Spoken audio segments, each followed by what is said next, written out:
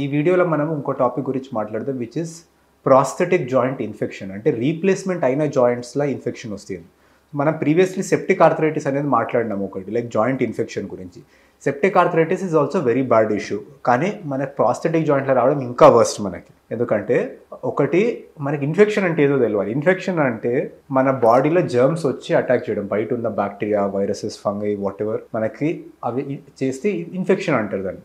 So infection అనేది మనకి ఒక సర్జరీ అయ్యింది అంటే అది ఎయిర్కి ఎక్స్పోజ్ అవుతుంది, అంటే మన బయటకి ఎన్విరాన్మెంట్కి ఎక్స్పోజ్ అయ్యింది అట్లీస్ట్ టెంపరీగా. సో అది ఇన్ఫెక్ట్ అయ్యే ఛాన్స్ ఉంటుంది ఒకటి. నెక్స్ట్, లోకల్ ఇమ్యూనిటీ కొన్నిసార్లు తక్కువ ఉండొచ్చు ఏజ్లో, మనకి వేరే రిస్క్ ఫ్యాక్టర్స్ వల్ల, డయాబెటీస్ వల్ల.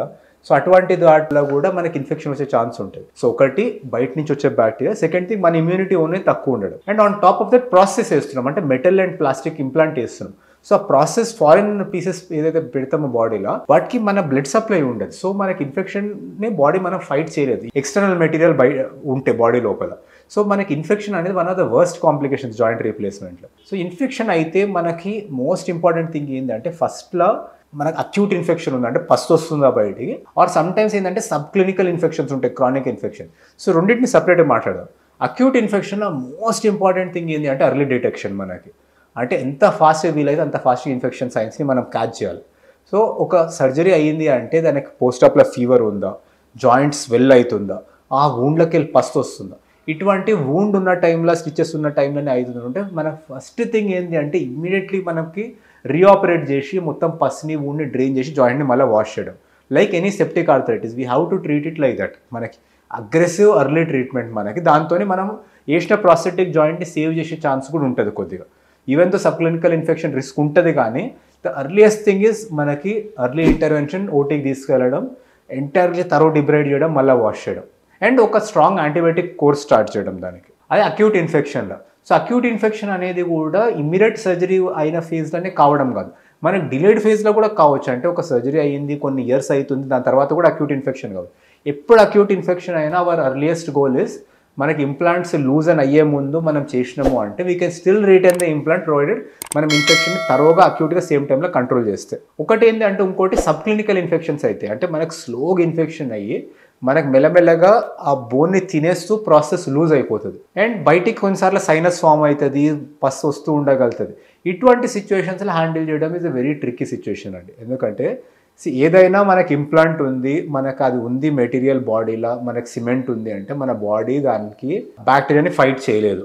సో అటువంటి సిచ్యువేషన్స్లో మనకి ప్రాసెస్ లూజ్ అని అయిపోతే ప్రాసెస్ తీసేయడం తప్ప ఇంకో ఆప్షన్ ఉండదు మనకి. సో ఆ జాయింట్ రీప్లేస్మెంట్ అయ్యింది మొత్తం కంప్లీట్లీ తీసేయాల్సి వస్తుంది మనం.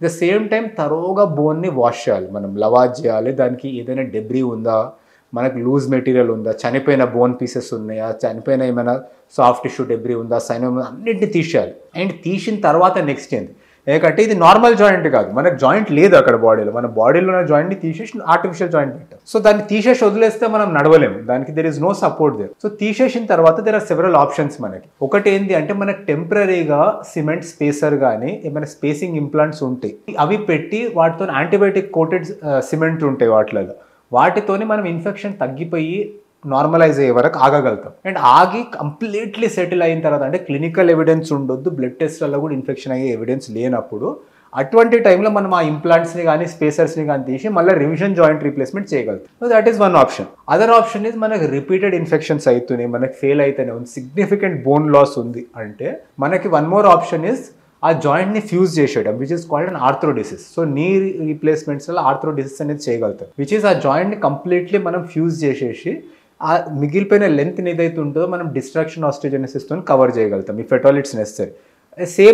సేమ్ మనకి ఆ ఇలిజరో ఫిక్సేటర్స్తో కానీ వాటితో కానీ మనం జాయింట్ని కూడా ఆర్థ్రోడిస్ చేయగలుగుతాం. So that is one more option మనకి. కానీ ఆర్థ్రోడిస్ చేసిన జాయింట్ జరగదు, జాయింట్ ఫ్యూజ్ అయిపోతే మనకు జాయింట్ ఫంక్షన్ పోతుంది, కానీ మనకు కాల్ని సేవ్ చేయగలుగుతాం. In very rare cases where repeated infections, there is significant bone loss, patient చాలా ఏజ్డ్ ఉన్నారు, ఇన్ని సర్జరీస్ తట్టుకోలేరు అంటే మనకు కొన్నిసార్లు కాలు కూడా తీసే అవసరం పడుతుంది, that is called an amputation మనకి. సో ఇవన్నీ their dreaded complications of prosthetic joint infections. A prosthetic joint infection అయినా అక్యూట్గా మనకి తరోగా దాన్ని ట్రీట్ చేయడం is the most important thing అండి. Thank you.